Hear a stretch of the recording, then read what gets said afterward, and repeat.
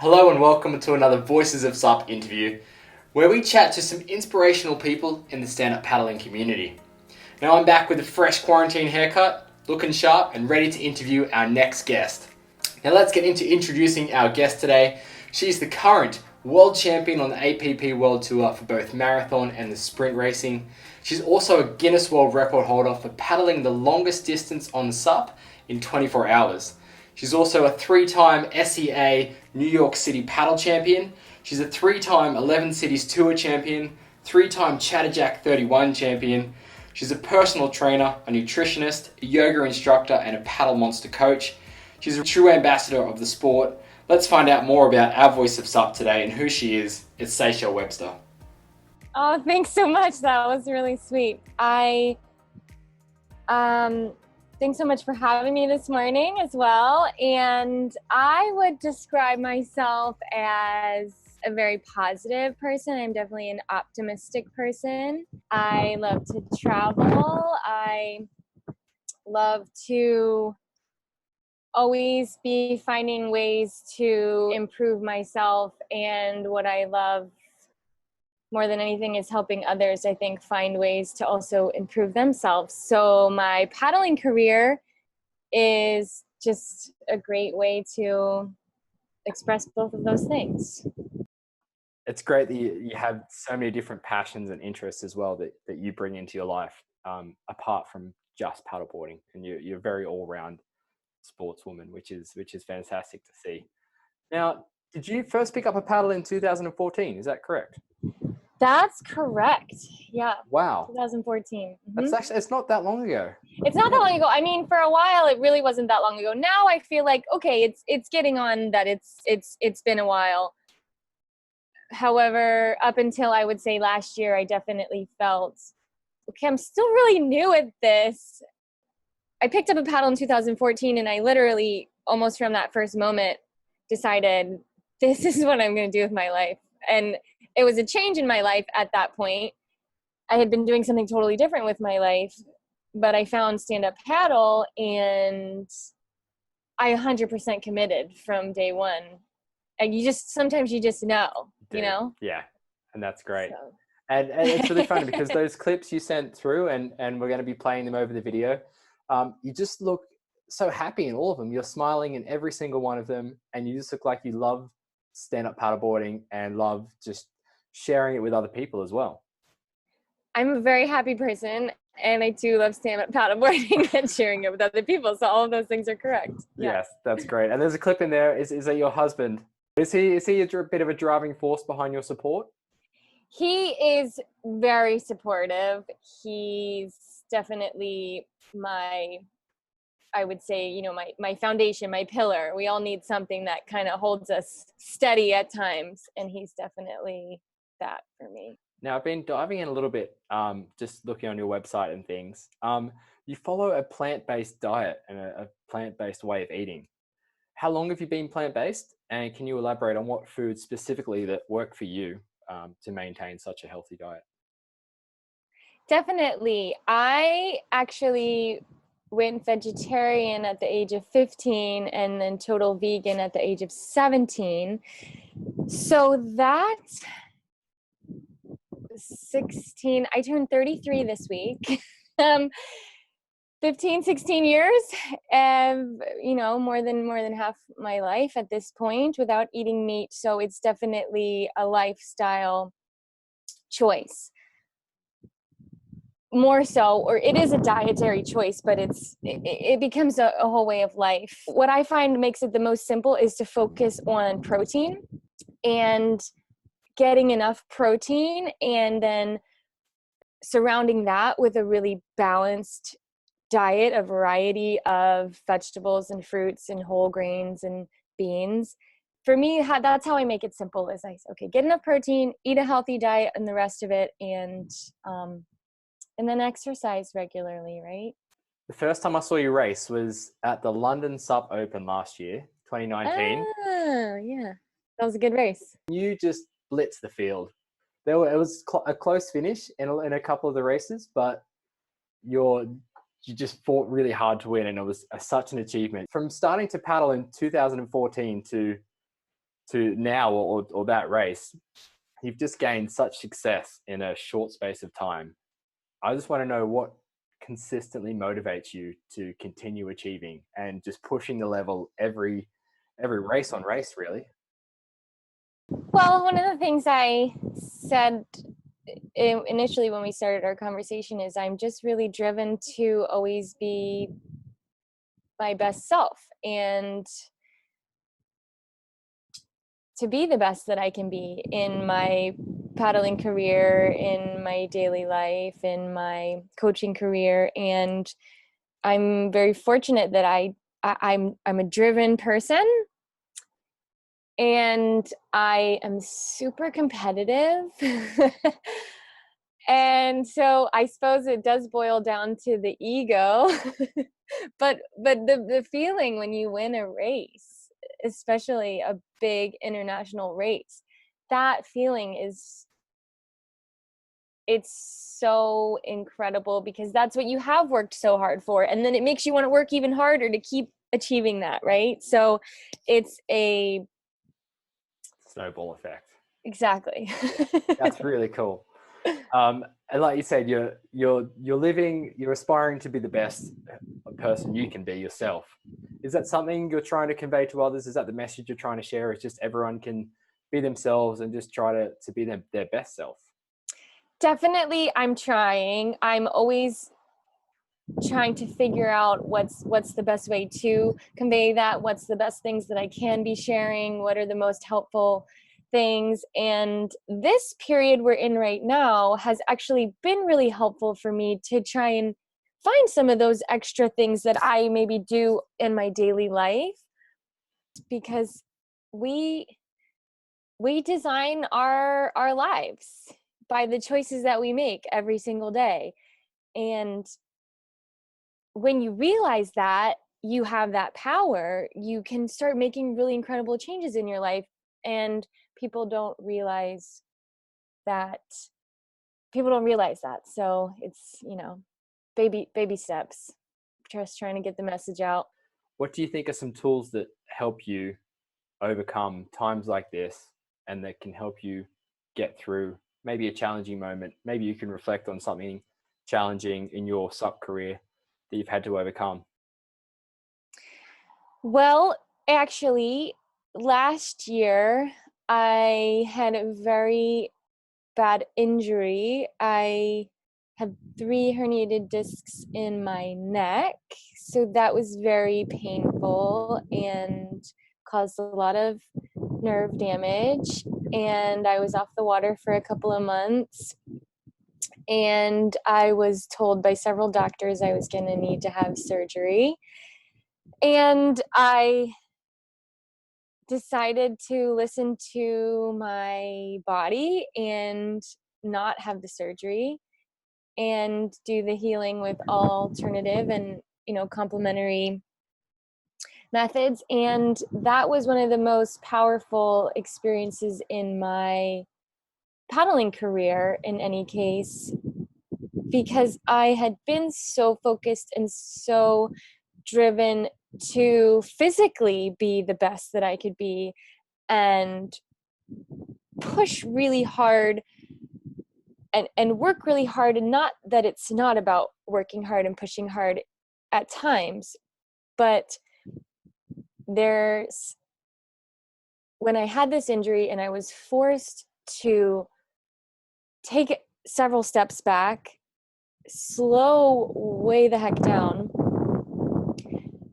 I realized that there was a lot of pieces that were missing from the puzzle that were not about the physical, but more about the mental and the emotional person. And actually, my first race back after the injury was that race in London. And I had only been back on the water for about a month at that point. So I wasn't expecting to be in good form at all. But being forced, like I said, to take steps back, to slow down, to work on things that I hadn't been working on, not just definitely more mental, more emotional, but physically I couldn't paddle hard. So all I did for a few weeks was just work on my technique. I had to change my technique to deal with this injury. I couldn't paddle the way I had been paddling because that was one of the things that was hurting me. And one of the many reasons why I ended up with this injury. So the lessons that I was, I don't want to say forced, but had the opportunity to learn through this injury changed me as a paddler, as a person. And I think that it's a really good lesson because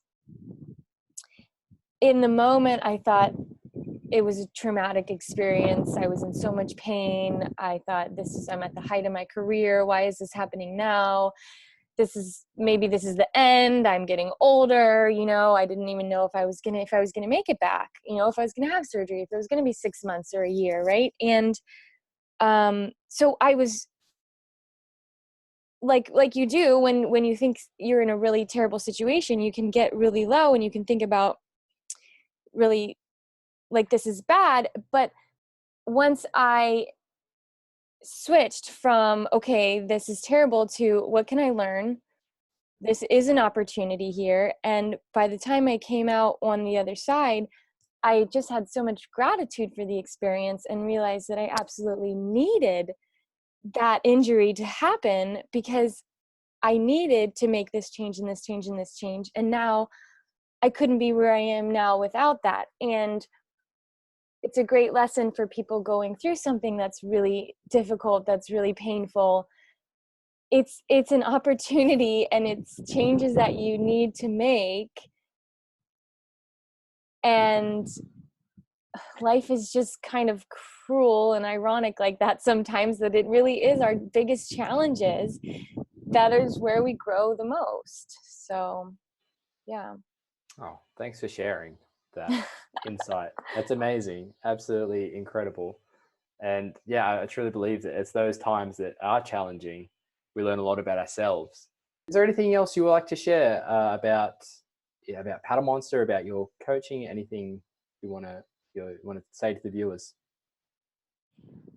Well, I guess I would say for anyone who is interested in coaching, you can check out paddlemonster.com or my website, which is SeychelleSUP.com. I also do video analysis. So video analysis is a really great alternative for working on your technique. I think that technique is a super important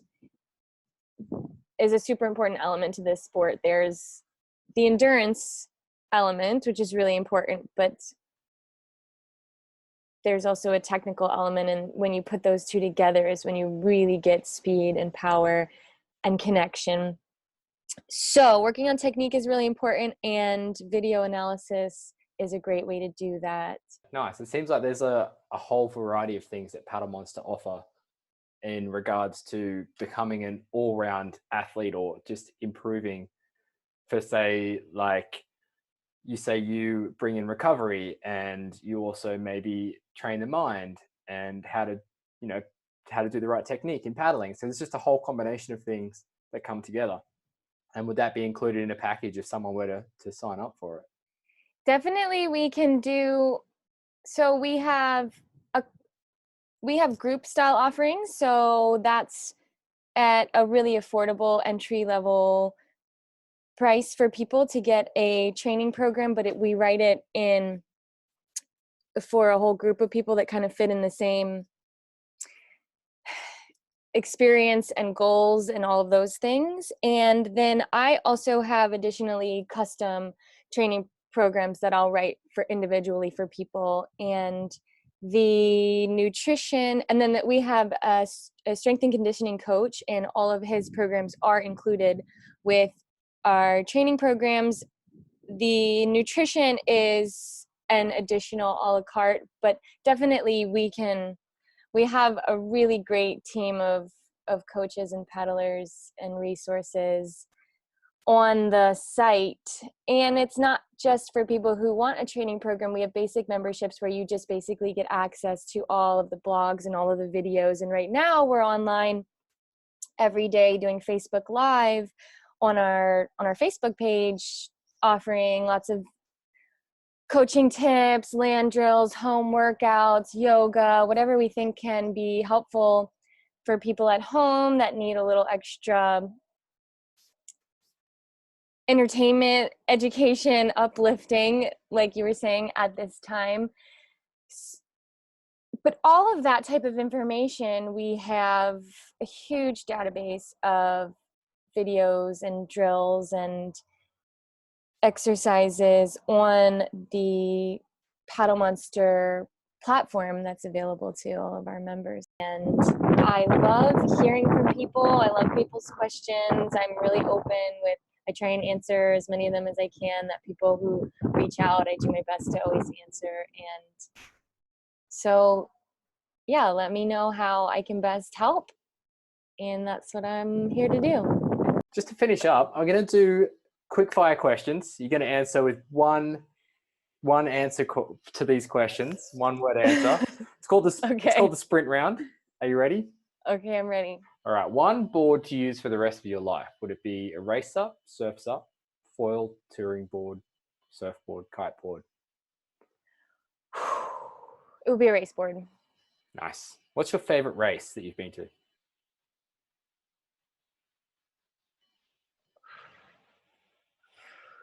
I can't decide between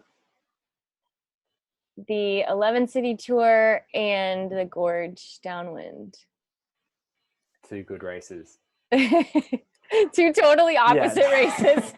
Which leads to the next question. What are your ideal conditions to paddle in? Would it be windy with some bumps or flat and just go hard? Windy with bumps. Nice. That's 3 words, but I'm trying one word. That's fine. Warm or cold water to paddle in? Warm. Right. Who answers cold? Oh, I know a couple of people answered cold. Oh, yeah. Best place to sup? On the water. That's a good answer. That's an answer. Best person to sup with? Ooh, my husband. Ah, nice. And who inspires you? My coach, Larry Kane. Are you able to give us some insight? I noticed that you were quite a few paddlers do this. Is when they paddle on one side, they tend to be in a little bit of an offset stance. Are you able to give any insight into why you do that? And does it give you more power? Yeah, so you can stand with your feet parallel or you can stand with them staggered. And if you're standing with your feet slightly staggered, you have your paddling side back, and it's not a wide like a surf stance, it's just a slight stagger. And if you are efficient at changing your feet, because again, it has to be the paddling side foot back, so every time you change sides, you have to change your feet, and that extra second can be enough to make that stance not effective. But if you're in conditions where it's easy enough to change sides, change feet, then the power, I think when I've been experimenting. I used to stand with my feet staggered a lot, and then I went to parallel, and now I'm experimenting with staggered again, and it has to do with the amount of hip rotation and drive that you can get. I think that people find it easier to drive off of one leg as opposed to two. I don't know, I guess the jury's still kind of out on this, but it depends on the person, and definitely you can get more power with a staggered stance if you're doing it correctly, if you're using that extra rotation in the hips.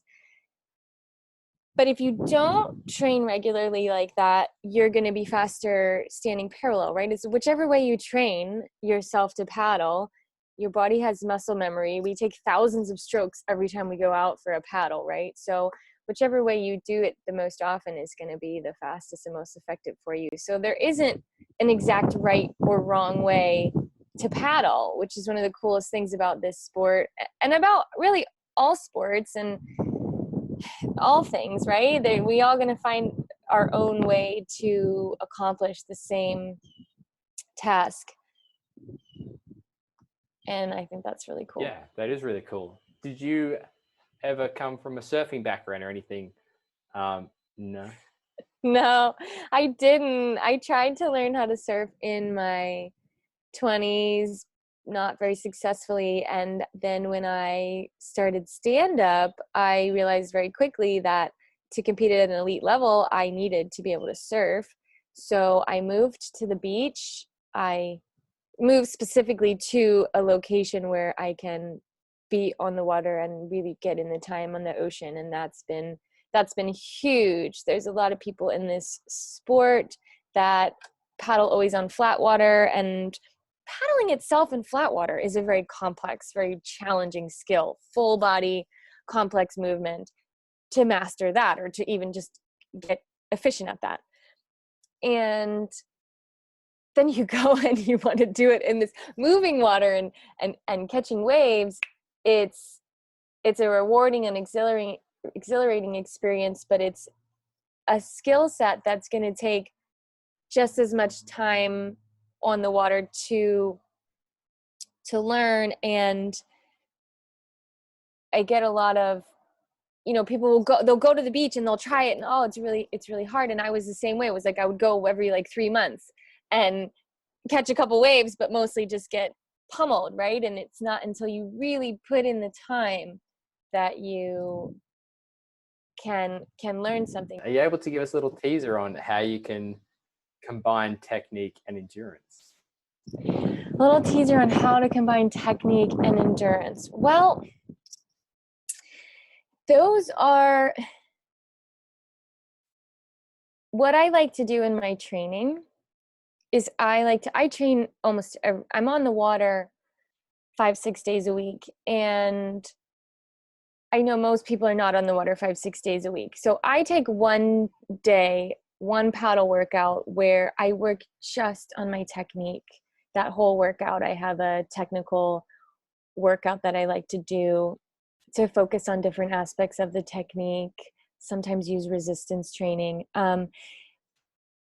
But for somebody who doesn't paddle every day and doesn't want to take just one whole paddle to devote to their technique, although I would still recommend that, what I recommend is when you're going out for your training paddles, spend 10 to 15 minutes in the beginning and the end of your session just dialing in and focusing in on some of those technical aspects, because the way you paddle when you first get on the water and the way you paddle right before you get off the water are the most important times for dialing in that muscle memory. And most people can benefit from warming up a little longer as well. You're going to get a better workout and a better paddle session in if you give yourself a nice warm up. And then if you combine that with working on your technique, you're going to have a more effective training session. So Thinking of us as athletes, and we're always wanting to improve and better our technique and better our performance. So a lot of recreational paddlers nowadays, they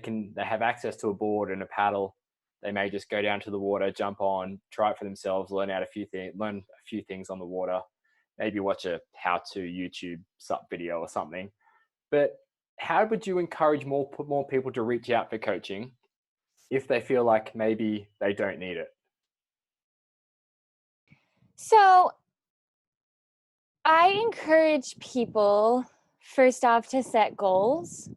And I think when you set a goal, then the next step is to make a plan to reach that goal. And some people can on their own say, okay, I know what the plan is to reach that goal. But if you have a goal and you don't know what the plan is to reach it, that's when I would say a coach can be really beneficial. And what coaching offers is basically typically an accelerated way to reach that, or the most effective or efficient way to reach that. And at the end of the day, the responsibility is still on the person to reach their goal, right? Whether or not they're going to get there isn't based on whether or not they got coaching or what the coach said, right? It's on the person, but the coach is just someone who gives you the confidence in what you're doing. Like, okay, this is the right thing to be doing, right? Because that's how, like, I write training programs for other athletes, but I still have the founder of Paddle Monster is Larry Kane. I still have him as my coach. So I'm writing training programs for other athletes. I'm totally capable of writing my own training program, but I still work very closely with Larry. And he writes my program. We work together to make sure that's right. And for me, so like you said, how do I convince somebody who doesn't think they need it? And again, I just said, I don't actually, and don't need the coach to write me the program, but what I love about it is the confidence that I get from having a coach saying, okay, this is the plan for you, right? And it just takes an element of uncertainty out of it on days where you maybe are lacking motivation, inspiration. You obviously work hard physically to maintain your peak performance. And you said you have your coach, you have a program that you follow. How do you balance that with training your mind? I've read a bit that you do a lot of meditation as well to calm the mind. But how do you train that mind and get that mental fitness, say, when preparing for a race? So I approach my mental preparation the same as I would approach pretty much all of my preparation. And that the main tip I would say is the way you prepare yourself every day is the way you should prepare yourself for a race, right? So there's not many things that I do differently on a race day that I don't do every single day when I'm waking up to start my day and go training. So meditation helps me a lot with mental preparation. I do sometimes visualization exercises in my meditation to help with paddling or specific upcoming races or events. And having the ability to find a quiet space and a centered space and the ability to use the breath to connect to the body, that is one of the most powerful tools that we have, because whether we admit it or not, when we're in a relaxed state is when we're the most effective and when our performance is the best. And that goes for athletic performance, for racing, but it's also for your daily life and accomplishing the things that you need to get done. A lot of people like to say they thrive on this high energy and a deadline, and I have all these things. And, so some people think they need this stress to get things done, but actually coming from a calm headspace, you're able to more clearly, efficiently, effectively accomplish the things you need to do, whether that's a perfect paddle stroke or taking deep breaths because you're pushing yourself to the limit, or just trying to tick off all the boxes on your to-do list for the day. So. Awesome. Thanks, Bo. It was super fun. Yeah, it was a lot of fun. Thanks so much for joining us. And we look forward to seeing all of your endeavors for, hopefully, if everything gets started back up at the end of the year. If not, we'll see you next year. I hope so. I hope we'll be racing by the end of the year. I'm going to keep putting that thought out there. I know lots of people are, so definitely. It's going to be what it's going to be, and we'll just keep on keeping on. Bye. Thank you. Hope I see you soon.